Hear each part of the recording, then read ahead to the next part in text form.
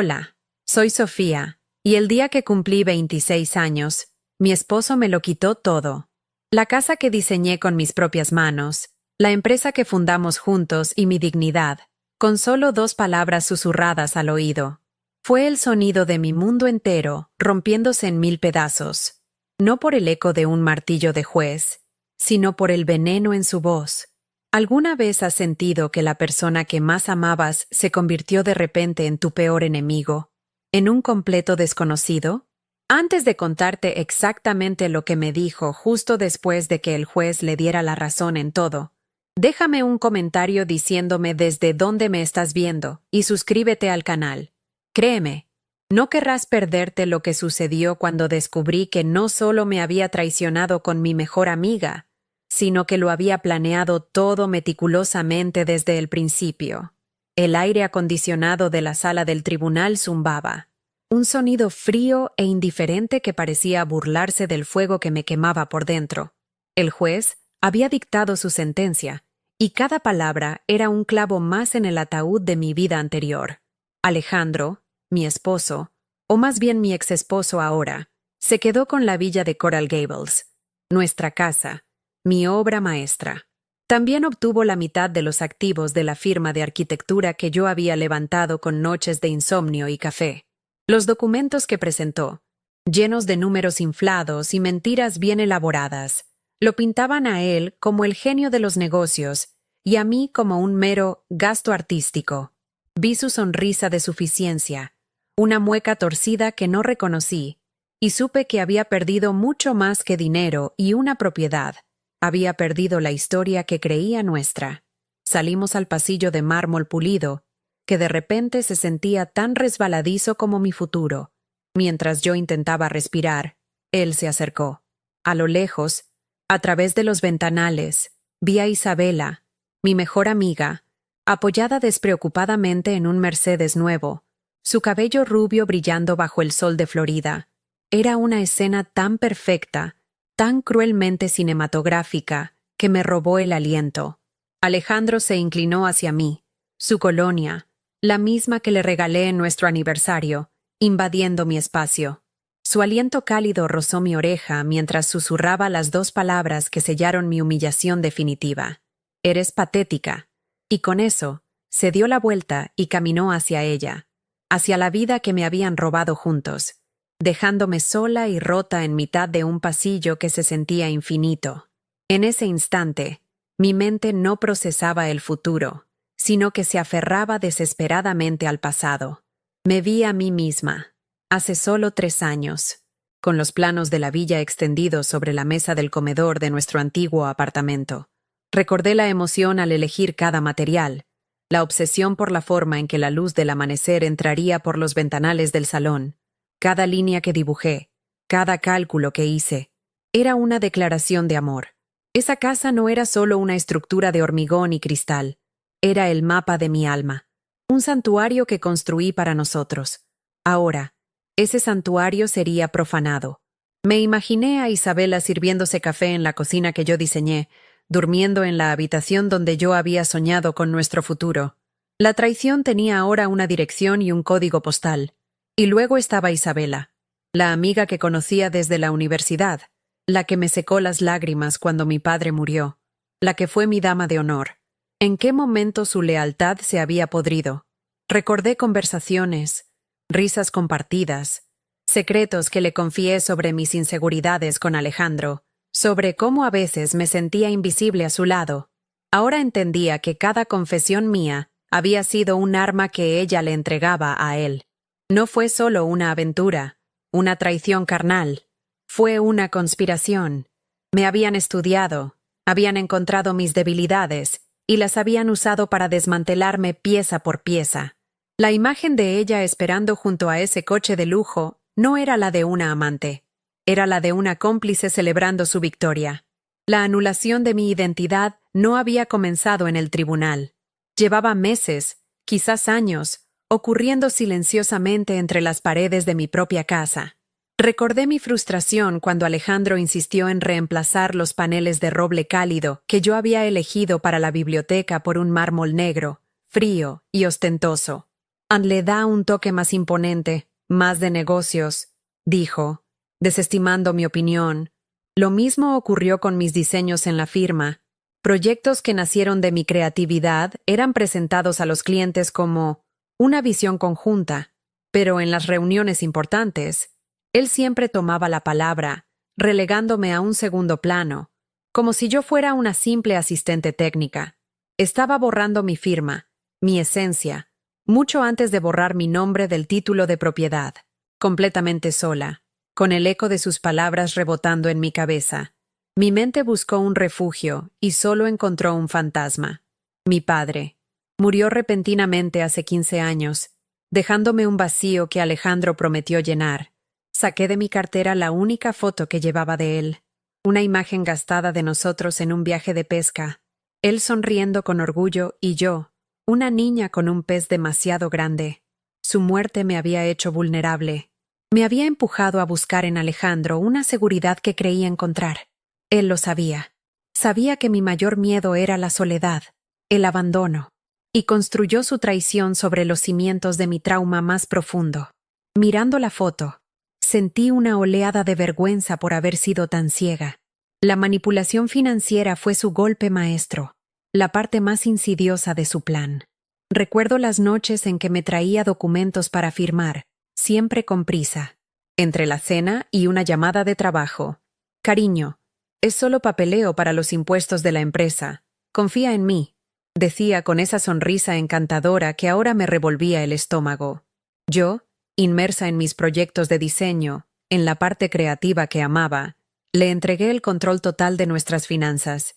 Creía que éramos un equipo, que él se ocupaba de los números para que yo pudiera crear. ¡Qué ingenua! No estaba protegiéndome del aburrimiento de la contabilidad. Estaba tejiendo una red legal para atraparme, asegurándose de que, en papel, todo el imperio que construimos pareciera suyo. Ahora estoy aquí, en este pequeño apartamento alquilado que huele a pintura fresca y a las vidas de otros. Las paredes blancas y desnudas son un grito silencioso que contrasta con la calidez de la casa que perdí. Unas cuantas cajas de cartón contienen los restos de mi vida anterior. Libros, algo de ropa y la foto de mi padre, que ahora descansa sobre la mesita de noche. La luz de la calle se filtra por una ventana que no da a un jardín con piscina, sino a un callejón con contenedores de basura. Me siento despojada, no solo de mis bienes, sino de mi identidad.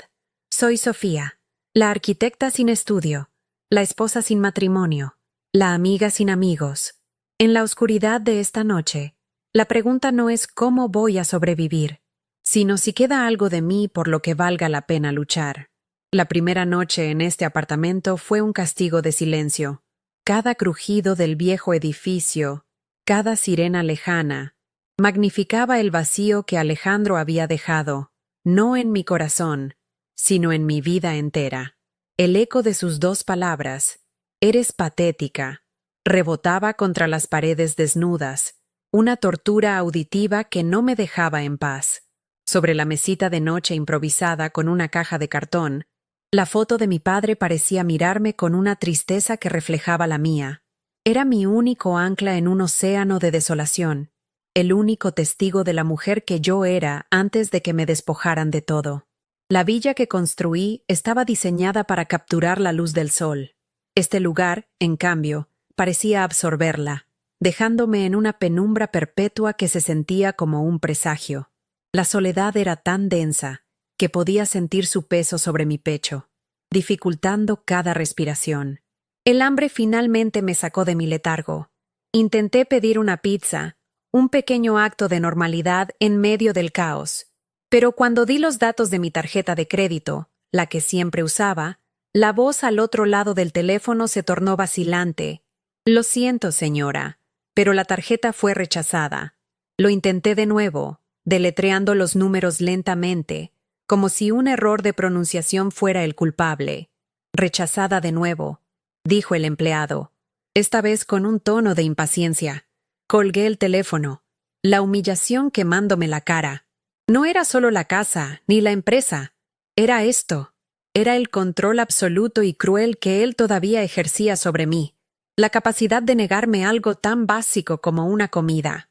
Me di cuenta de que no me había dejado sin nada. Me había dejado con menos que nada, con deudas y una identidad financiera anulada. Pasé la siguiente hora en una espiral de llamadas telefónicas inútiles. La línea de atención al cliente del banco era un laberinto de música de espera y voces robóticas. Cuando finalmente logré hablar con una persona real, la noticia fue un golpe seco y brutal. Señora, la cuenta conjunta ha sido congelada por orden judicial, como es estándar en estos procedimientos, me explicó una mujer con una voz monótona y carente de empatía. Y su tarjeta personal, al ser una extensión de la cuenta empresarial, fue cancelada esta mañana por el titular principal, el señor Alejandro Vargas. El titular principal. Esas palabras resonaron en mi cabeza. Él era el titular, y yo, la arquitecta que había diseñado los proyectos que llenaron esa cuenta. Era solo una extensión, un apéndice que podía ser cortado sin previo aviso. La red que había tejido a mi alrededor era más minuciosa y sofocante de lo que jamás imaginé. Un recuerdo vívido y doloroso me asaltó.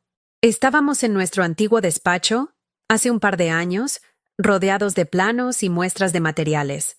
Alejandro deslizó una pila de documentos frente a mí. Firma aquí, cariño. Es solo para refinanciar el préstamo de la oficina. Así conseguimos mejores tasas. Yo estaba agotada, con la mente puesta en los detalles estructurales de un nuevo proyecto. Confío en ti, le dije, firmando donde su dedo me indicaba, sin leer la letra pequeña. Oh, tú eres el genio de los números. Yo solo pongo las paredes. ¡Qué estúpida! Él sonrió. Esa sonrisa que yo creía que era de amor y complicidad, pero que ahora entendía como la sonrisa de un depredador que admira su trampa. Cada firma, cada acto de fe ciega, había sido un ladrillo más en el muro de mi propia prisión. El pánico inicial dio paso a una oleada de rabia fría y pura. No iba a dejar que me matara de hambre en este cubículo. Me negaba a ser la víctima indefensa que él quería que fuera. Recordé que en el fondo de mi bolso, en un bolsillo olvidado, guardaba algo de efectivo para emergencias. Encontré 2 billetes de $20, arrugados y casi olvidados. Se sintieron como un tesoro. Con ese dinero en mi puño, salí a la calle. El aire de la noche era húmedo y pesado, muy diferente a la brisa fresca que solía disfrutar en la terraza de mi casa. Caminé hasta una pequeña tienda de comestibles en la esquina, sintiéndome extraña y expuesta bajo las luces de neón, como si todo el mundo pudiera ver mi fracaso. Era una extraña, una anónima, despojada de la vida de lujo que, irónicamente, nunca había definido mi felicidad. Mientras esperaba en la fila para pagar una sopa instantánea y una botella de agua, mis ojos se posaron en el estante de revistas. En la portada de una publicación local de Sociedad, reconocí la foto al instante. Éramos Alejandro y yo, sonriendo en una gala benéfica el año anterior. Él, impecable en su smoking. Yo, con un vestido que había diseñado Isabela. El titular decía, Alejandro Vargas, el visionario que está rediseñando el horizonte de Miami. No había ninguna mención a mí, a mi nombre, a mi contribución. Era como si yo solo fuera un accesorio decorativo en su brazo. Sentí una náusea profunda. No solo me había borrado de su vida, me estaba borrando de nuestra historia compartida, reescribiéndola para que él fuera el único héroe. La injusticia ya no era privada, ahora era pública y estaba impresa en papel brillante. De vuelta en el apartamento, mientras el agua para mi sopa se calentaba en una olla abollada que encontré en la alacena, mi teléfono vibró. Era un mensaje de texto de Clara, una de nuestras amigas de la alta sociedad. Sophie, me enteré de lo de ustedes. ¡Qué pena! Alejandro me contó lo complicado que se puso todo con las finanzas de la empresa. Está destrozado. Espero que estés bien. Leí el mensaje una y otra vez. Destrozado. La palabra era un insulto. Él no estaba destrozado. Estaba celebrando su victoria con mi ex mejor amiga en mi casa. El mensaje de Clara no era de apoyo. Era una declaración de lealtad. Había elegido su bando, y no era el mío.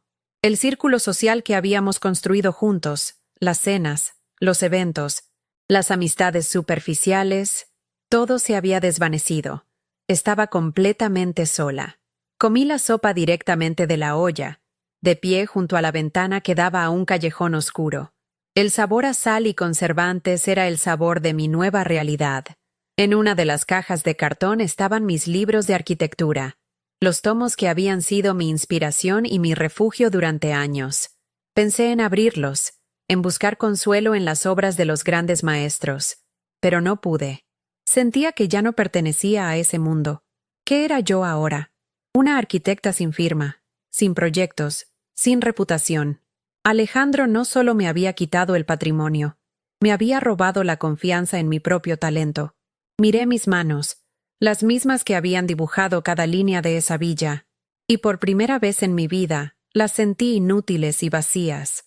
Impulsada por una mezcla de masoquismo y desesperación, abrí mi computadora portátil.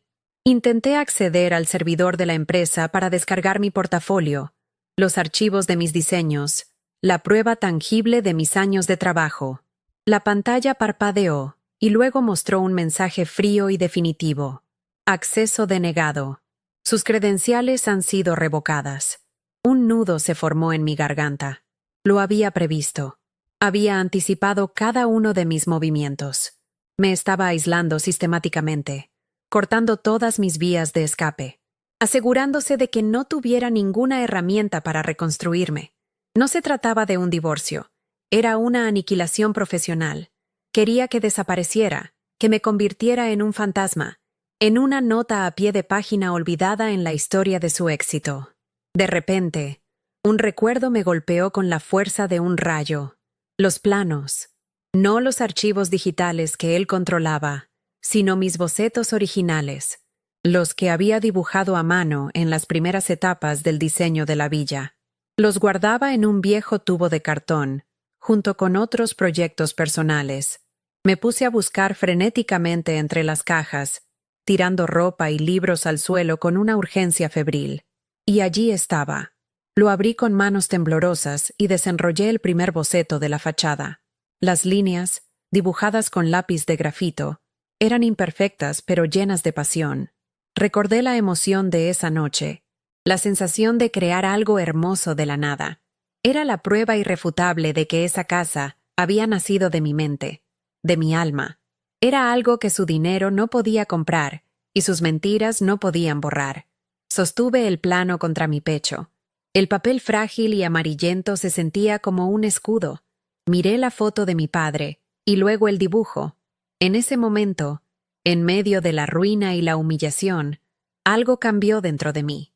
La desesperación no desapareció, pero se mezcló con una nueva emoción, una determinación helada. Él podía quedarse con la estructura de hormigón y cristal, podía quedarse con el mármol frío que tanto le gustaba, pero esta capacidad de crear, esta chispa, eso era mío. Y me di cuenta de que no necesitaba su empresa ni su nombre para volver a construir. Podía empezar de nuevo, con nada más que un lápiz y un trozo de papel. La palabra patética todavía dolía, pero por primera vez no me la creí del todo. Había perdido mi casa, pero quizás, solo quizás, estaba a punto de encontrar mi verdadero hogar. Los días siguientes se convirtieron en una neblina de humillación silenciosa y trámites burocráticos. Cada llamada era un recordatorio de mi nueva e insignificante existencia.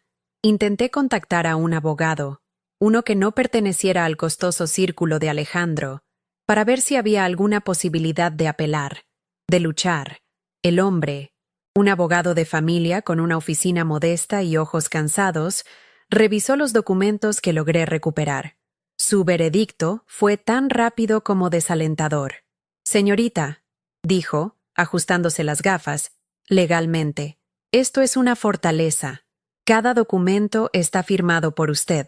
Cada transferencia, cada cambio en la titularidad de las acciones, todo lleva su nombre.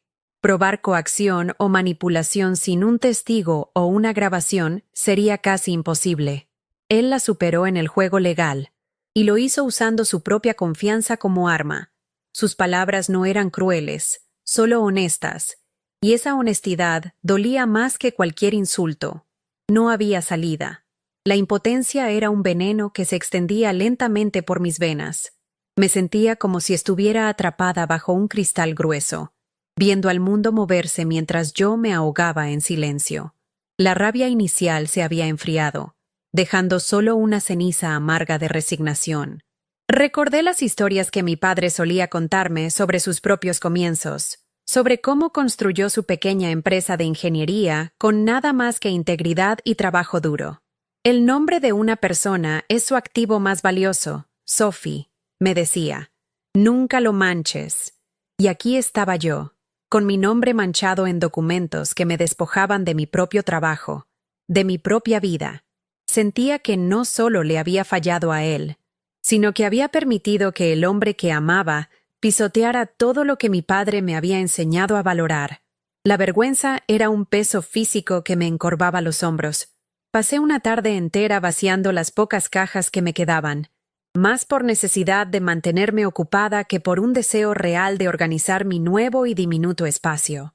En el fondo de una caja etiquetada como «varios», encontré mi vieja laptop de la universidad, una que había dejado de usar hacía años porque la batería no duraba y una de las teclas se había atascado. La había guardado por pura nostalgia. La enchufé sin mucha esperanza, y después de varios intentos, la pantalla cobró vida con un zumbido familiar. Por curiosidad, abrí el viejo programa de correo electrónico, uno que no había sincronizado en años. Mientras borraba miles de correos basura, algo me llamó la atención. Una carpeta que había creado llamada Ideas de la Villa. Contenía intercambios de correos antiguos con Alejandro, de cuando apenas éramos novios y soñábamos con construir una vida juntos. Empecé a leerlos, un acto de masoquismo que me transportó a una época más feliz. Pero entonces encontré algo que no debería haber estado allí. Una cadena de correos reenviados, aparentemente por error, a esa vieja cuenta. Eran de Alejandro a Isabela, y no eran recientes.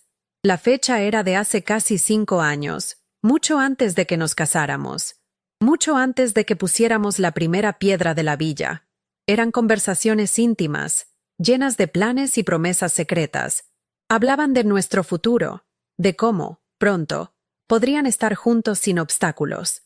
No era una aventura reciente, era una conspiración a largo plazo. Yo no había sido su esposa, había sido su obstáculo, su proyecto, el puente que necesitaban cruzar para llegar a su meta. La traición no había comenzado con un beso robado, sino con un plan fríamente calculado. El aire se escapó de mis pulmones. El suelo pareció desaparecer bajo mis pies. Cada recuerdo feliz, cada aniversario, cada «te amo», susurrado en la oscuridad, se convirtió en una mentira grotesca. Seguí leyendo, con el corazón martillándome contra las costillas. En uno de los correos, Alejandro se quejaba de mi padre, quien en ese entonces aún vivía. «Tu padre me mira como si fuera un estafador», le escribía a Isabela. El otro día me dio un sermón sobre la honestidad y no dejaba de hablar de sus inversiones seguras, de cómo la gente como mi familia solo sabe mover dinero en paraísos fiscales, como si él supiera algo. Me alegro de que no tenga ninguna influencia real sobre Sofía, o la llenaría de ideas paranoicas. La mención de paraísos fiscales y la desconfianza de mi padre me golpearon con una fuerza inesperada. Mi padre lo había visto. Había visto la verdadera naturaleza de Alejandro, y yo había sido demasiado ciega para entender sus advertencias. Esa revelación lo cambió todo. El dolor seguía ahí, profundo y agudo, pero ya no era el dolor paralizante de una víctima. Se transformó en una claridad helada. La narrativa que Alejandro había construido, la de una esposa patética y artísticamente inútil, se hizo añicos. Yo no era patética. Había sido sistemáticamente engañada, manipulada y despojada por 2 personas en las que confiaba ciegamente. Ya no se trataba de recuperar la casa o el dinero. Se trataba de entender que la vida que yo creía haber construido era una farsa desde el principio. La humillación del tribunal perdió su poder sobre mí. No era un juicio sobre mi valor, sino la culminación de su plan maestro. Mi pena no desapareció, pero encontró un nuevo compañero. una ira fría y lúcida que exigía justicia, aunque no fuera en un tribunal. Miré los planos de la villa, que todavía estaban extendidos sobre el suelo. Ya no veía mi alma en esas líneas. Veía el escenario de un crimen, la jaula dorada que habían construido a mi alrededor. Con un movimiento lento y deliberado, los enrollé con cuidado. Por un momento, sentí el impulso de romperlos, de quemarlos, de destruir el último vestigio físico de esa vida. Pero no lo hice. En lugar de eso, los metí de nuevo en su tubo de cartón y lo coloqué junto a la puerta, con la basura que planeaba sacar más tarde. Ya no eran un símbolo de mi identidad perdida. Eran un recordatorio de una lección aprendida de la manera más brutal posible. Mi capacidad para crear no residía en ese papel, sino en mi mente y en mis manos. Y eso era algo que ellos nunca podrían quitarme. Mi mirada se posó de nuevo en la foto de mi padre sobre la mesita de noche. Ahora, su sonrisa no me parecía triste, sino sabia. Sentí una oleada de arrepentimiento por no haber entendido sus preocupaciones, por haber descartado sus dudas como la sobreprotección de un padre anticuado. Él había intentado protegerme, a su manera. Había visto la oscuridad en Alejandro mucho antes de que yo estuviera dispuesta a admitir que existía. Sentí una conexión profunda con él en ese momento, un entendimiento que trascendía la muerte. Ya no estaba sola en mi dolor. Estaba acompañada por la certeza de su amor y su sabiduría. Él no me habría querido ver destruida, sino que me habría animado a levantarme, a usar mi talento para construir algo nuevo y verdaderamente mío.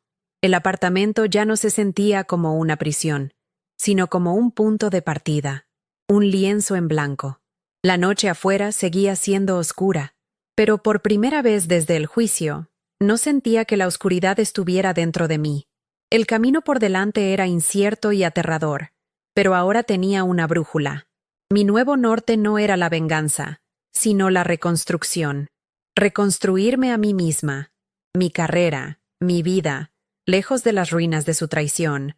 Iba a construir un futuro en el que mi nombre fuera sinónimo de fuerza y creatividad, no de victimismo. Un futuro que mi padre habría admirado. No sabía cómo, ni con qué, pero sabía por qué. Y por primera vez en mucho tiempo, ese por qué era suficiente. La mañana siguiente me desperté con una sensación extraña, la ausencia de pánico. El dolor seguía ahí, como un eco sordo, pero la desesperación aguda había sido reemplazada por una calma resuelta. Me preparé un café en la pequeña cafetera del apartamento y me senté junto a la ventana, observando el amanecer pintar de colores el callejón. Por primera vez, no vi suciedad y abandono, sino una ciudad que despertaba, llena de posibilidades. Decidí que mi primer paso sería buscar trabajo, cualquier cosa que me permitiera mantenerme a flote mientras redefinía mi carrera. Empecé a buscar en línea ofertas para arquitectos junior, dibujantes, incluso asistentes en pequeñas firmas de diseño. Era un descenso humillante desde la cima de mi propia empresa, pero ya no me importaba. La humildad se sentía más honesta que el lujo falso en el que había vivido. Mientras revisaba las ofertas de empleo en mi vieja laptop, cada descripción de puesto se sentía como un pequeño recordatorio de lo bajo que había caído. Asistente de diseño. Se requiere dominio de AutoCAD. Apoyo en tareas administrativas. Dibujante junior. Experiencia en la elaboración de planos para permisos de construcción. Eran roles que había desempeñado hacía casi una década. Al principio de mi carrera, me obligué a enviar mi currículum a 3 de ellos, eliminando deliberadamente el título de cofundadora de mi propia firma y reemplazándolo por un vago arquitecta principal. Cada clic del mouse era un acto de humildad forzada. La ironía era dolorosa. Estaba solicitando trabajos para ayudar a construir los sueños de otros, mientras los míos yacían en ruinas a mi alrededor. Era empezar no desde cero, sino desde un número negativo, con la sombra del éxito de Alejandro proyectándose sobre cualquier intento que hiciera por resurgir. La tarde trajo consigo una respuesta inesperada a una de mis solicitudes. Un correo electrónico de una pequeña pero respetada firma de diseño en el Design District. Mi corazón dio un vuelco de esperanza. una chispa que se extinguió tan pronto como leí el contenido. El socio principal me escribía personalmente, no para ofrecerme una entrevista, sino para disculparse. Estimada Sofía, comenzaba, hemos visto tu portafolio y tu talento es innegable. Sin embargo, dada tu reciente y muy pública separación profesional de Vargas Designs, y considerando que Alejandro es un actor importante en nuestra comunidad, contratarte en este momento podría generar conflictos de interés que preferimos evitar. Te deseo la mejor de las suertes. El mensaje era cortés, pero el subtexto era brutal. Estaba en una lista negra. El nombre que él había construido sobre mis cimientos ahora era un muro que me impedía encontrar una salida. Su influencia era un veneno que se había filtrado en toda la industria, contaminando mi reputación antes de que pudiera defenderla. Ese correo fue la señal que necesitaba. La conexión con ese pasado tenía que ser cortada de raíz, no solo emocionalmente, sino físicamente. Miré el tubo de cartón que contenía los planos de la villa, todavía apoyado junto a la puerta. Ya no representaba mi alma, sino mi ingenuidad, el monumento a mi ceguera. Sin pensarlo 2 veces, lo recogí, salí del apartamento y bajé las escaleras hasta el callejón trasero. El olor a basura y humedad me golpeó la cara. Abrí la tapa oxidada de un gran contenedor de basura y con un gesto sereno y deliberado, dejé caer el tubo dentro. El sonido sordo que hizo al aterrizar entre bolsas de basura fue extrañamente liberador. No fue un acto de ira, sino de renuncia. Estaba soltando el ancla que me mantenía atada a la mujer que fui. Al darme la vuelta y caminar de regreso a mi apartamento, sentí mis hombros un poco más ligeros, como si me hubiera despojado de un peso invisible que llevaba cargando demasiado tiempo. De vuelta en el silencio de mi habitación, mis ojos se encontraron con la foto de mi padre. Su sonrisa parecía diferente ahora, no solo sabia, sino alentadora. Recordé una conversación que tuvimos poco antes de que muriera. Yo le había mostrado un dibujo de una casa del árbol que había diseñado, y él me había dicho, Sophie, no importa cuán grande o pequeño sea lo que construyas, asegúrate de que tenga cimientos fuertes y honestos. Un edificio sin integridad se derrumba, igual que una persona. Sus palabras, que en su momento me parecieron una simple lección de vida, ahora resonaban con una claridad profética. Alejandro había construido un imperio sobre cimientos de mentiras, y aunque parecía estar en la cima, yo sabía, con una certeza que me helaba los huesos, que su estructura era frágil. Mi tarea ahora era construir la mía, ladrillo a ladrillo, sobre la única base que me quedaba, la verdad de mi talento y la integridad que mi padre me había inculcado. Impulsada por ese pensamiento, encontré un bloc de notas barato y un lápiz en una de las cajas. Me senté en el suelo, con la espalda apoyada contra la pared fría, y empecé a dibujar. No era un proyecto ambicioso, ni una villa de lujo. Eran ideas pequeñas, el diseño de una silla ergonómica, el boceto de un pequeño refugio comunitario, un jardín vertical para espacios reducidos. Las líneas fluían de mi mano con una facilidad que creía haber perdido.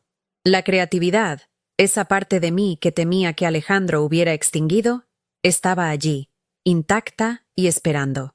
En la quietud de ese apartamento anónimo, lejos del mármol ostentoso y las expectativas sociales, me reconecté con la esencia de mi vocación. No se trataba de construir monumentos para los ricos, sino de crear espacios que tuvieran un propósito, que sirvieran a la gente.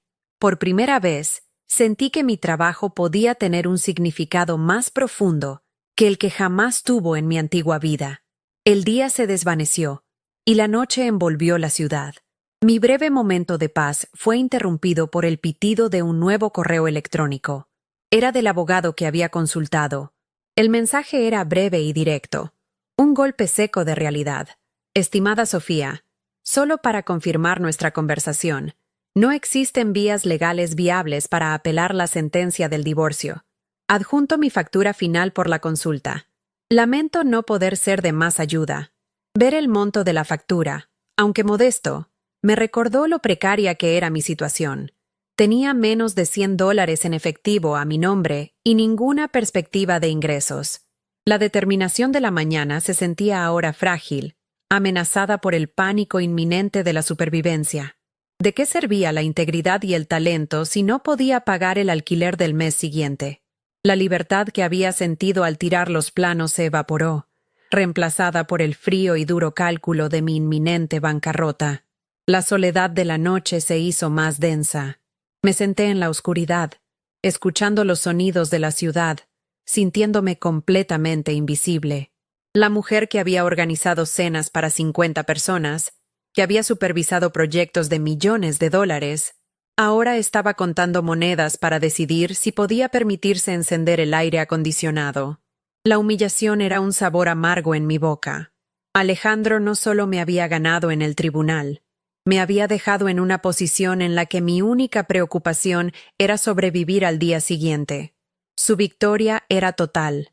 Me había despojado de mi pasado, saboteado mi presente y hecho que mi futuro pareciera un abismo insondable. La rabia y la determinación luchaban dentro de mí contra una ola abrumadora de agotamiento y miedo. No sabía cuánto tiempo más podría aguantar antes de romperme por completo. Fue entonces cuando mi teléfono sonó, su vibración estridente rompiendo el silencio opresivo. Era un número que no reconocí, con un código de país que me pareció extraño, algo de Europa. Mi primer instinto fue ignorarlo. Probablemente era una llamada equivocada, o peor, un cobrador de deudas que de alguna manera ya me había localizado. No tenía la energía para enfrentar a nadie, para explicar mi situación, para escuchar otra voz de lástima o de juicio. Dejé que sonara, el zumbido persistente perforando mis nervios. Pero algo en mí, una extraña mezcla de curiosidad y la sensación de no tener ya nada que perder, me hizo cambiar de opinión en el último segundo. Con un suspiro de resignación, deslicé el dedo por la pantalla y me llevé el teléfono a la oreja, esperando lo peor. ¿Hola? Dije, mi voz sonando débil y vacilante. Hubo una breve pausa, el sonido de una línea internacional conectándose. Luego, una voz masculina, tranquila y con un acento marcadamente europeo, respondió en un español impecable y formal. ¿Estoy hablando con la señorita Sofía Ramos?, preguntó. El uso de mi apellido de soltera me tomó por sorpresa. Nadie me había llamado así en años. Sí, soy yo, respondí, la confusión creciendo en mi interior. ¿Quién habla? La voz al otro lado de la línea hizo una pausa antes de continuar. Cada palabra pronunciada con una claridad deliberada que parecía cargar un peso inmenso. Mi nombre es Jean-Pierre Dubois. La estoy llamando desde el banco privado Dubois & Cie, en Ginebra, Suiza. Señorita Ramos, hemos estado intentando localizarla durante algún tiempo. Ginebra, Suiza. Las palabras flotaban en el aire, completamente fuera de lugar en la sordidez de mi pequeño apartamento. No tenían ningún sentido. Nunca había estado en Suiza. No conocía a nadie allí y ciertamente no tenía una cuenta en un banco privado. Mi mente se aceleró, tratando de encontrar una explicación lógica. Quizás era una estafa elaborada, un nuevo tipo de fraude telefónico. Estaba a punto de colgar, de descartarlo como un mal chiste del destino, cuando el hombre añadió algo que detuvo mi mundo en seco. La llamamos en relación con una cuenta fiduciaria establecida a su nombre. Fue creada hace 15 años por su padre, el señor Ricardo Ramos. Mi padre, el nombre de mi padre, pronunciado por este extraño al otro lado del océano, resonó en la habitación vacía como un trueno, y supe, con una certeza que me sacudió hasta el alma, que nada volvería a ser igual. Mi respiración se detuvo en mi garganta. El nombre de mi padre, Ricardo Ramos, flotando a través de una línea telefónica desde un país que para mí solo existía en los mapas, se sintió como una aparición. Por un instante, el escepticismo luchó contra una oleada de emoción cruda. ¿Era esto una broma de una crueldad inimaginable? ¿Una estafa sofisticada diseñada para hurgar en la herida más profunda de mi alma? Dudé, con el pulgar sobre el botón rojo para colgar, para volver al silencio familiar de mi miseria. Pero la voz del banquero, tranquila y profesional, tenía un peso de autenticidad que me obligó a quedarme. Señorita Ramos, ¿sigue ahí? Preguntó con paciencia. Aferré el teléfono con más fuerza. El plástico frío se sentía como el único objeto real en un mundo que de repente se había vuelto surrealista. Sí, susurré, la palabra apenas audible. Sigo aquí. El señor Dubois procedió a explicarlo con una claridad metódica que contrastaba violentamente con el caos en mi mente. Me habló de una cuenta fiduciaria, de inversiones diversificadas y de un capital que había crecido exponencialmente a lo largo de 15 años. Cuando finalmente mencionó la cifra, el número fue tan astronómico, tan absurdamente grande, que mi cerebro se negó a procesarlo. Varios millones de dólares. La frase colgó en el aire entre Ginebra y mi oscuro apartamento en Miami. Me reí, un sonido seco y sin alegría que sonó a locura en la habitación vacía. Hace apenas unas horas, $40 se sentían como un tesoro. Ahora, este hombre me hablaba de una fortuna que ni siquiera podía visualizar. Miré mis manos, las que temblaban de hambre y desesperación, y sentí una desconexión total con la realidad que me estaba describiendo. No podía ser para mí. Tenía que haber un error. No hay ningún error, señorita Ramos, dijo el señor Dubois, como si hubiera leído mis pensamientos. Su padre fue un hombre excepcionalmente previsor. Y, si me permite ser franco, también fue un hombre muy desconfiado. Hizo una pausa. En los documentos que dejó, especificó sus razones. Estaba al tanto de ciertas prácticas comerciales poco éticas asociadas con la familia de su exesposo, los Vargas. De hecho, la empresa de su padre fue objeto de un intento de adquisición hostil por parte del padre de Alejandro, años antes. Vio en ellos una ambición depredadora, y temía que usted, con su naturaleza confiada, pudiera ser vulnerable. Este fondo no era solo una herencia, era una fortaleza, un plan de contingencia diseñado para protegerla de la gente como ellos. La revelación me golpeó con la fuerza de una ola. Mi padre no solo me había amado, me había visto, había entendido mi debilidad y había construido un escudo para mí desde más allá de la tumba. El banquero continuó, explicando el detalle que lo hacía todo tan dolorosamente irónico. Las instrucciones eran claras. Debíamos contactarla en su 25º cumpleaños. Sin embargo, debido a un lamentable error administrativo interno durante una fusión bancaria, su expediente fue archivado incorrectamente. Solo lo descubrimos durante una auditoría reciente. Le ofrezco nuestras más sinceras disculpas por este retraso de 1 año. 1 año. Si me hubieran encontrado 1 año antes, nada de esto habría sucedido. No habría perdido mi casa, ni mi empresa, ni mi dignidad en esa fría sala de tribunal. Pero mientras ese pensamiento cruzaba mi mente, fue reemplazado por otro más poderoso. Quizás el destino, o el universo, había esperado a que tocara fondo. Quizás necesitaba ser despojada de todo para entender el verdadero valor de lo que mi padre me había dejado. No era solo el dinero, era la lección. En ese instante, las imágenes de Alejandro e Isabela aparecieron en mi mente. Vi su sonrisa de suficiencia en el pasillo del tribunal. Vi a Isabela apoyada en su Mercedes nuevo. Vi sus rostros en mis recuerdos, ahora manchados por la verdad de su larga traición. Pero la rabia ardiente que había sentido se había extinguido. En su lugar, había una claridad helada, una calma profunda y vasta como un océano.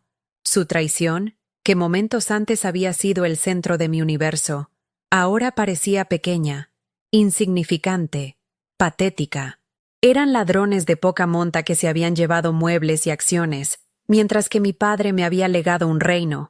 Su victoria era una ilusión construida sobre mentiras. Mi herencia era un amor tan poderoso que había trascendido el tiempo y la muerte para salvarme. Ya no necesitaba venganza. La justicia había llegado, no con el golpe de un martillo de juez, sino con el susurro de un amor eterno. La voz del señor Dubois me trajo de vuelta al presente. Señorita Ramos, para proceder, necesitaremos verificar su identidad. Le enviaré un correo electrónico encriptado con los formularios necesarios y una lista de los documentos que requerimos. Una vez que todo esté en orden, tendrá control total sobre los activos. Escuché sus instrucciones, mi mente ahora sorprendentemente lúcida y enfocada. Asentí. aunque él no podía verme, y anoté los detalles en el reverso de la factura impagada de mi abogado. Cada palabra que decía era un ladrillo más en la construcción de mi nueva vida. Hablaba de transferencias, de gestión de patrimonio, de un futuro financiero seguro. Yo, que había sido reducida a una extensión en una cuenta bancaria, estaba a punto de convertirme en la única titular de mi propio destino. El poder no residía en el dinero en sí, sino en la libertad absoluta que representaba. Cuando colgué el teléfono, el silencio regresó, pero era un silencio diferente. Ya no era vacío, sino sagrado. Estaba lleno de la presencia de mi padre. Caminé lentamente hacia la mesita de noche improvisada y tomé su fotografía. Miré su rostro sonriente, sus ojos que parecían brillar con un conocimiento secreto. Las lágrimas que habían sido de dolor y humillación ahora corrían por mis mejillas, pero eran lágrimas de una gratitud tan abrumadora que me robaba el aliento. «Lo sabías», le susurré a la foto. «Todo este tiempo, lo sabías. Y me cuidaste». Presioné el marco gastado contra mi corazón, sintiendo una conexión con él más fuerte que nunca. No estaba sola. Nunca lo había estado. Él había sido mi guardián silencioso, esperando el momento justo para revelarme que mi verdadero hogar no era una villa de cristal, sino el legado inquebrantable de su amor. Mi mente se aclaró y un plan comenzó a formarse. No un plan de venganza, sino de renacimiento. Podría haberlos destruido. Con los recursos que ahora tenía a mi disposición, podría haber contratado a los mejores abogados, haber iniciado una guerra legal que habría expuesto sus mentiras y manchado su preciada reputación. Podría haber comprado la empresa de al lado y haberlos llevado a la quiebra. La tentación estaba ahí, un destello oscuro y satisfactorio. Pero entonces, recordé las palabras de mi padre sobre la integridad. Destruirlos me habría rebajado a su nivel. Mi victoria no sería ruidosa ni pública. Sería silenciosa, personal y definitiva. Mi triunfo no sería su caída, sino mi ascenso. Iba a construir algo tan hermoso y honesto que su imperio de mentiras se vería como lo que era, una estructura hueca y sin alma. Mi primer acto no fue llamar a un gestor de patrimonio, sino al abogado de ojos cansados que me había dado las malas noticias. Marqué su número, mi corazón latiendo con un ritmo firme y tranquilo. Respondió al segundo tono. Su voz sonaba agotada. «Señorita Ramos», dijo, probablemente esperando más preguntas desesperadas. «No se preocupe por la factura», comencé. Mi tono era sereno y seguro, tan diferente al de nuestra última conversación. «Le haré una transferencia ahora mismo para cubrirla en su totalidad. Ya no necesitaré sus servicios, pero le agradezco su tiempo y su honestidad». Hubo un silencio desconcertado al otro lado de la línea. «Oh, está bien. Me alegro de que las cosas se estén resolviendo para usted», tartamudeó, claramente confundido por mi repentino cambio de fortuna y de actitud. «Se están resolviendo», confirmé, y colgué. Fue un pequeño acto, pero se sintió como cerrar una puerta de acero a mi pasado de víctima. Esa noche, mientras el correo electrónico encriptado del banco suizo esperaba en mi bandeja de entrada, me encontré de nuevo junto a la ventana, mirando el mismo callejón. Pero ya no veía un callejón sin salida. Veía un punto de partida. La ciudad de Miami, que se había sentido como un laberinto hostil, ahora se extendía ante mí como un lienzo en blanco.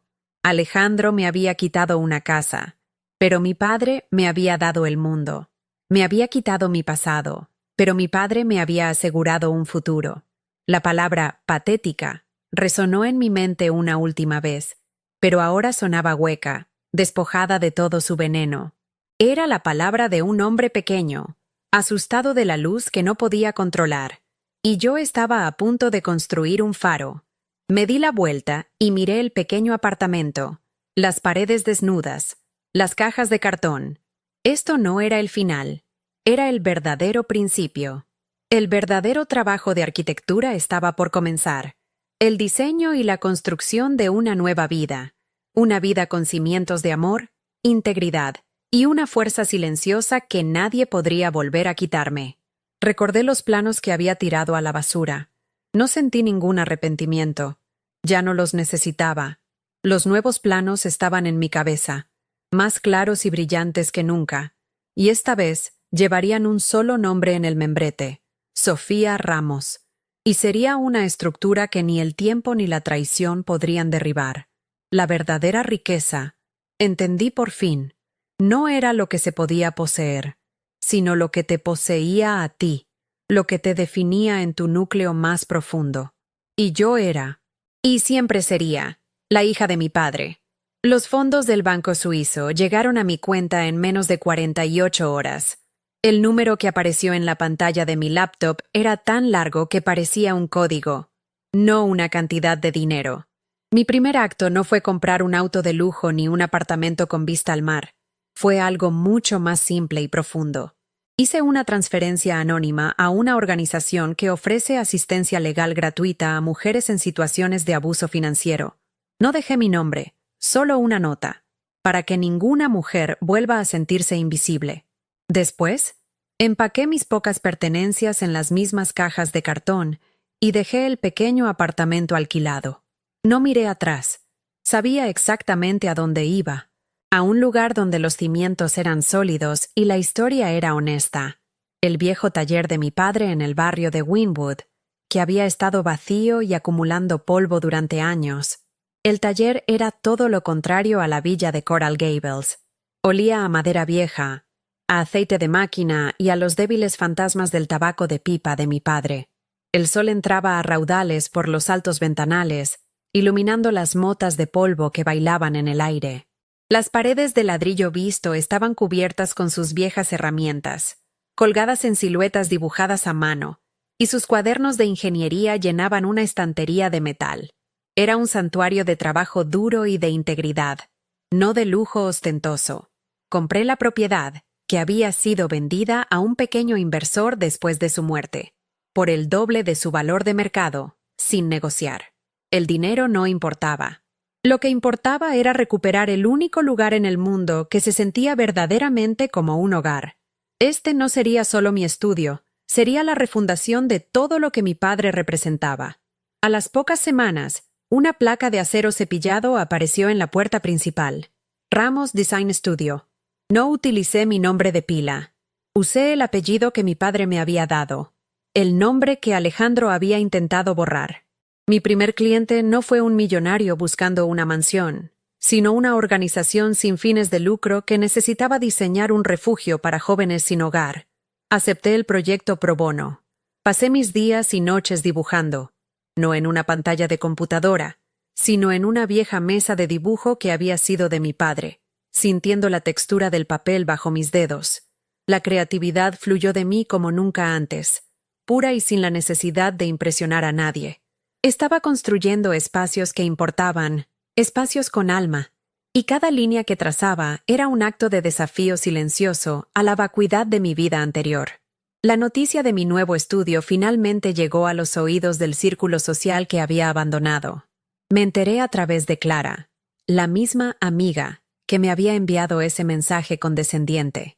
Me llamó, su voz ahora goteando una falsa admiración. Sophie. Qué increíble lo de tu nuevo estudio. Leí un artículo sobre tu proyecto comunitario. Es tan noble. El artículo al que se refería, publicado en una revista de arquitectura local, elogiaba mi enfoque humanista y sostenible, contrastándolo sutilmente con las estructuras corporativas impersonales que se habían convertido en la firma de Vargas Designs. Supe que Alejandro lo había leído. Pude imaginar su rostro, la confusión y la rabia contenidas al ver mi nombre, el apellido Ramos, resurgiendo de las cenizas que él creía haber dejado atrás, y haciéndolo con un prestigio que su dinero no podía comprar. El cierre de la historia de Alejandro e Isabela no fue dramático. No hubo una confrontación final, ni una implosión pública. Su castigo fue mucho más sutil. Se quedaron con exactamente lo que querían. Vivían en mi casa, rodeados de un lujo frío que ahora, según me contaron, se sentía más como un mausoleo que como un hogar.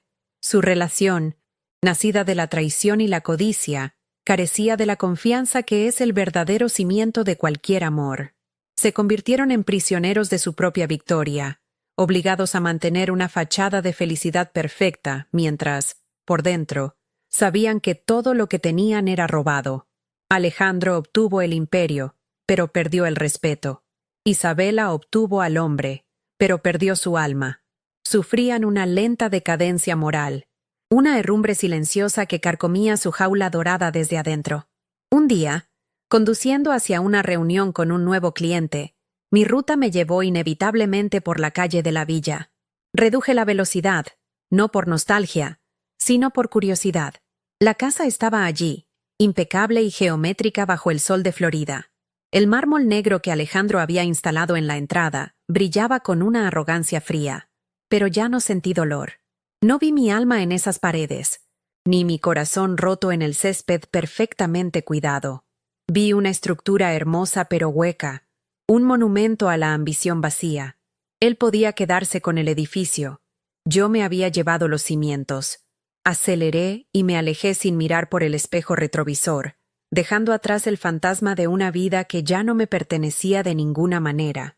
Nunca volví a hablar con Alejandro ni con Isabela.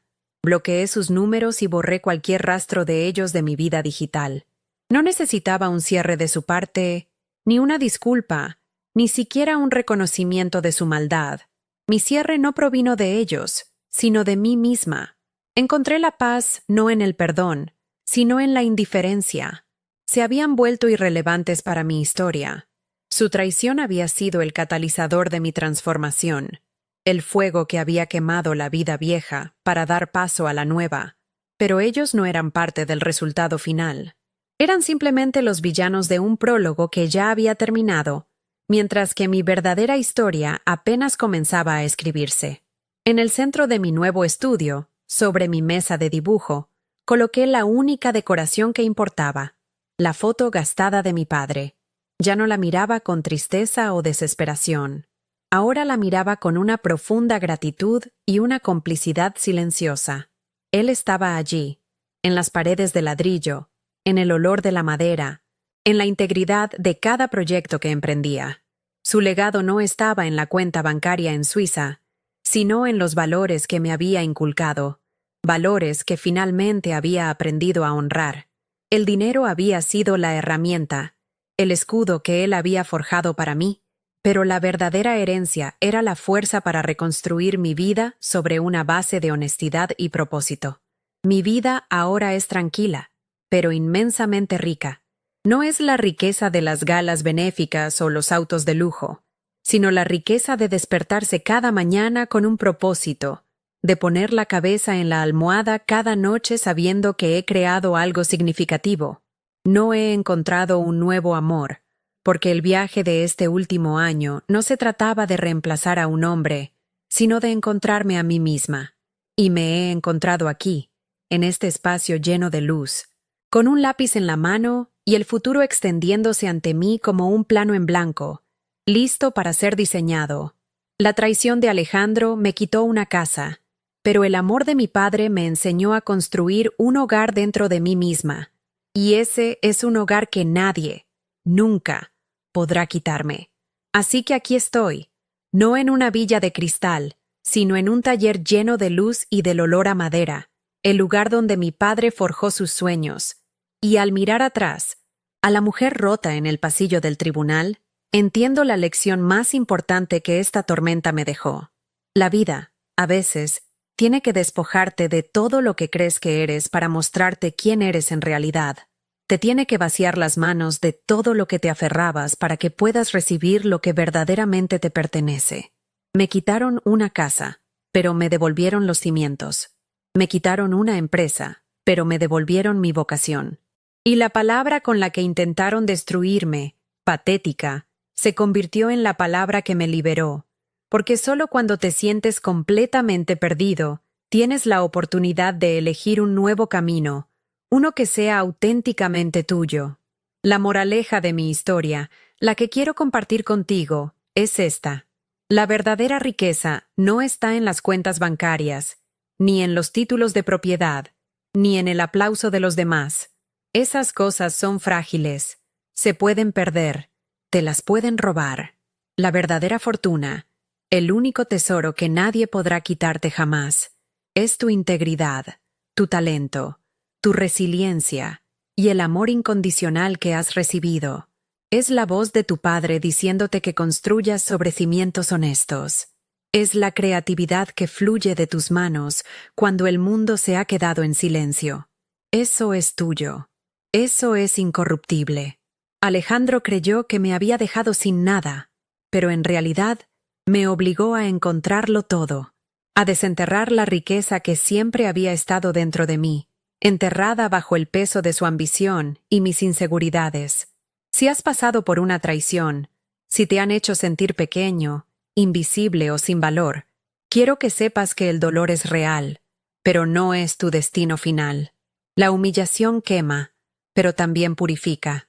Te obliga a desprenderte de las capas de tu identidad que no eran tuyas, las que adoptaste para complacer a otros, para encajar en una vida que no te correspondía. Perderlo todo puede ser el acto de liberación más aterrador y, a la vez, más poderoso de tu vida, porque en ese vacío, en ese silencio absoluto, es donde finalmente puedes escuchar tu propia voz, clara y fuerte, diciéndote quién eres y qué has venido a construir en este mundo. No dejes que el dolor de la traición defina tu futuro. Úsalo como el combustible para construir un imperio de autenticidad y busca tu propio legado. Quizás no sea una cuenta multimillonaria en Suiza, pero todos tenemos una. Es el recuerdo de una abuela que te enseñó a ser fuerte, la sabiduría de un mentor que creyó en ti, la fuerza que heredaste de tus antepasados. Esas son las anclas que nos sostienen cuando la tormenta amenaza con arrastrarnos. Mi padre me protegió con su amor mucho después de haberse ido, y su historia me enseñó que los lazos verdaderos trascienden el tiempo y el espacio. Honra esos lazos. Conviértete en el guardián de los valores que te fueron entregados, porque en los momentos más oscuros, serán el faro que te guíe de vuelta a casa, a ti mismo. No estás solo en tu lucha. Estás sostenido por un amor que es más fuerte que cualquier traición. La tentación de la venganza es poderosa, lo sé. Es fácil querer destruir a quienes te destruyeron, hacerles sentir una fracción del dolor que te causaron. Pero la verdadera victoria no consiste en rebajarte a su nivel. La victoria más contundente y duradera es silenciosa. Es tu paz, tu éxito construido sobre bases sólidas, tu capacidad de crear belleza donde ellos solo dejaron escombros. Al elegir la construcción sobre la destrucción, les quitas el último poder que tienen sobre ti, el poder de definirte por el daño que te hicieron. Tu historia no es sobre cómo te rompieron, es sobre cómo te reconstruiste, más fuerte, más sabio y más libre que nunca. Así que no importa cuán oscuro se vea el camino ahora, no importa cuán profundo sea el pozo en el que te encuentres, recuerda que los cimientos más sólidos se construyen sobre la roca más dura.